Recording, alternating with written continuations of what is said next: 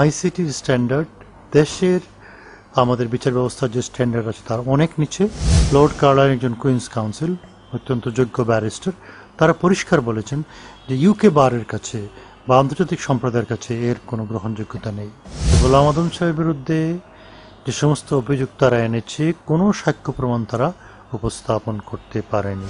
তারা যে সমস্ত সাক্ষী এনেছে তাদেরকে সম্পূর্ণভাবে আমরা ক্রস এক্সামিনেশনে জেরাতে ডিসক্রেডিট করতে পেরেছি।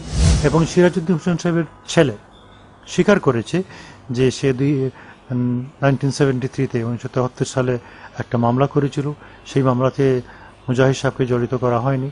সুতরাং এটা একটা প্রহসনের বিচার হয়েছে। বিচারটাকে স্বচ্ছ না করে, আন্তর্জাতিক মানকে উন্নীত না করে, বিচার না করে তারা যদি বিচারটা কার্যকর করতে যান, সেটা জাতিকে আরও বিভক্ত করবে, দেশের জন্য ভালো হবে না। ইন্টারন্যাশনাল তারা আরও ক্রিটিসাইজড হবেন।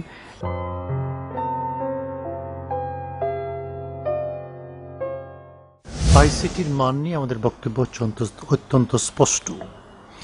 আইসিটির স্ট্যান্ডার্ড দেশের আমাদের বিচার ব্যবস্থার যে স্ট্যান্ডার্ড আছে তার অনেক নিচে এবং আন্তর্জাতিক স্ট্যান্ডার্ডেরও অনেক নিচে। এটা আমার নিজের কথা নয়, এ কথাটা গোটা আন্তর্জাতিক সম্প্রদায়। যেমন এই বিচারকে সবাই সাপোর্ট করছে, কিন্তু সবাই এক বাক্যে বলছে যে না, এই বিচার মানসম্মত হচ্ছে না। এবং তারা হচ্ছেন human rights watch, amnesty international, international centre for transition and justice, এমনকি জাতিসংঘ পর্যন্ত। আরও সংস্থা আছে যারা অত্যন্ত পরিষ্কার ভাষায় বলেছে যে এই যে প্রসেসে বিচার হচ্ছে, এতে করে ন্যায় বিচার নিশ্চিত করা যাবে না।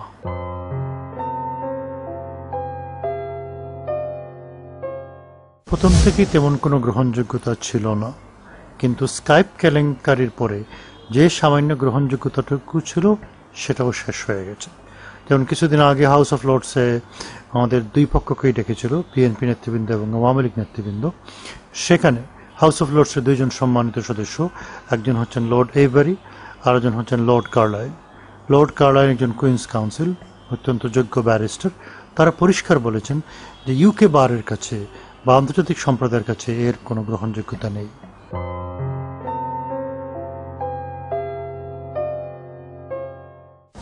ডিফেন্স বয়কট করতে পারে না, এটা আমাদের একটা নিয়ম আছে আমাদের আইনজীবীদের।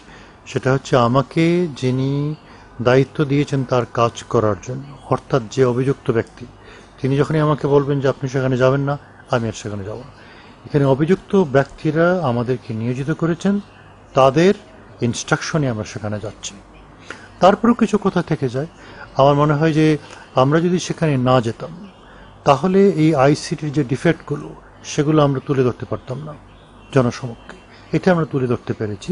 এবং আরেকটা জিনিস যেটা হয়েছে, খুব তড়িগড়ি করে তারা বিচার করতে চাচ্ছিল, সেটা সম্ভব হয়নি। এই দুটো ফায়দা আমি দেখছি আমরা সেখানে যে ডিফেন্স দেয়াতে।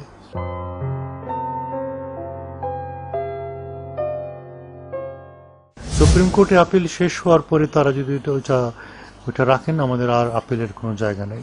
শুধুমাত্র সুপ্রিম কোর্টে আমরা একটা রিভিউ করতে পারি।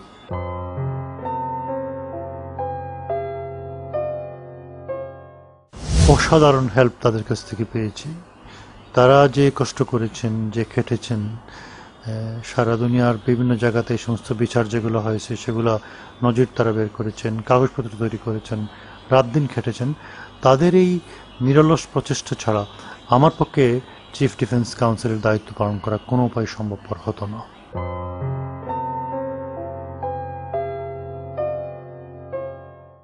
এই দুটো রায় সম্পর্কে আমাদের বক্তব্য হচ্ছে যে গোলাম আদম সাহেবের বিরুদ্ধে যে সমস্ত অভিযোগ তারা এনেছে, কোনো সাক্ষ্য প্রমাণ তারা উপস্থাপন করতে পারেনি।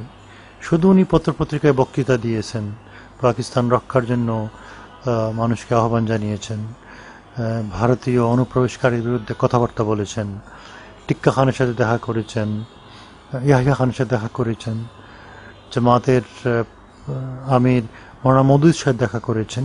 এগুলা মানবতা বিরোধী অপরাধ নয়, এগুলা যুদ্ধ অপরাধ নয়। এটা তারা কোনো উপায় প্রমাণ করতে পারেনি, শুধুমাত্র তা আন্দাজ অনুমানের ভিত্তিতে এবং তার বক্তব্যের ভিত্তিতে তাকে 90 বছরের সাজা দেওয়া হয়েছে, যেটা সম্পূর্ণ অন্যায়। এটা হতেই পারে না। আমরা আশা করছি যে সুপ্রিম কোর্ট সেই রায়কে বাতিল করে দেবে। মুজাহিদ সাহেব ব্যাপারেও তাই। মুজাহিদ সাহেব পূর্ব পাকিস্তান ইসলামী ছাত্র সংঘের সভাপতি ছিলেন, সত্য কথা, কিন্তু তিনি যে আলবদর ছিলেন তার কোনো প্রমাণ তারা সেখানে উপস্থাপন করতে পারেনি। উনি ওনার ফরিদপুরে যান নাই, তারপরেও ফরিদপুরের কিছু হত্যাকাণ্ডের সাথে তাকে তারা জড়িত করেছে। তারা যে সমস্ত সাক্ষী এনেছে তাদেরকে সম্পূর্ণভাবে আমরা ক্রস এক্সামিনেশনে জেরাতে ডিসক্রেডিট করতে পেরেছি। হাস্যস্করভাবে ওনাকে বলেছে ওনাকে একদিন একজন মানুষ দেখেছে ফিজিক্যাল কলেজে, উনি জীবনে কোনোদিন ফিজিক্যাল কলেজে যান নাই। আর একজন মানুষ একদিন ফিজিক্যাল কলেজে দেখেছে, তাই বলে ফিজিক্যাল কলেজে যে সমস্ত অত্যাচার হয়েছে, অবিচার হয়েছে, হত্যাকাণ্ড হয়েছে তার সাথে তাকে সম্পৃক্ত করা যায় না। পত্রপত্রিকায় আসতেছে তিনি বুদ্ধিজীবী হত্যার সাথে জড়িত ছিলেন। প্রসিকিউশন কোনো বুদ্ধিজীবীর নাম বলতে পারেনি, কোন বুদ্ধিজীবী হত্যার সাথে উনি জড়িত ছিলেন, কয়জনের সাথে জড়িত ছিলেন, তারা কোথায় হত্যাকাণ্ড হয়েছে। একমাত্র সিরাজউদ্দিন হোসেন, সিরাজউদ্দিন হোসেনের হত্যাকাণ্ডের সাথে তাকে জড়িত করা হয়েছে, সেটা বুদ্ধিজীবী হত্যাকাণ্ড হিসাবে নয়। এবং সিরাজউদ্দিন হোসেন সাহেবের ছেলে স্বীকার করেছে যে সে 1973-তে 1973 সালে একটা মামলা করেছিল, সেই মামলাতে মুজাহিদ সাহেবকে জড়িত করা হয়নি। সুতরাং এটা একটা প্রহসনের বিচার হয়েছে।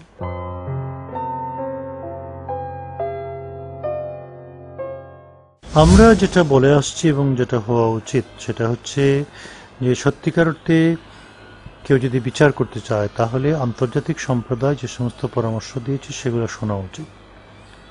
আইনটাকে আন্তর্জাতিক মানে উন্নত করা উচিত, আন্তর্জাতিক সম্প্রদায়কে এখানে সংশ্লিষ্ট করা উচিত, এরা যারা আছে এদের সবার বেল দেওয়া উচিত এবং তারপরে ইন্টারন্যাশনাল সুপারভিশনে বিচার চলতে পারে।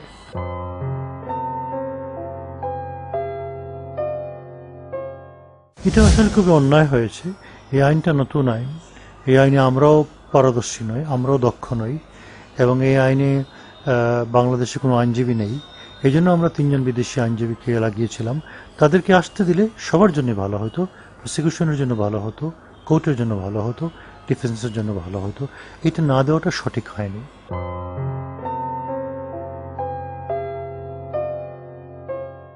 গভর্নমেন্টের পক্ষ থেকে তো বলা হচ্ছে এটা কার্যকরের দিকে ওনারা যাবেন, কিন্তু আমাদের কথা হচ্ছে যে বিচারটা স্বচ্ছ হওয়া দরকার।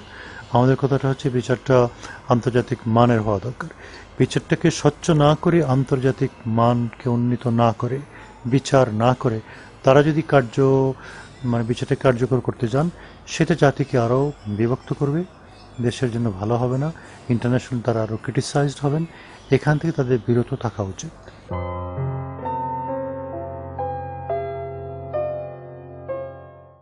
উদ্যোগকে আমি খুব স্বাগতম জানাই।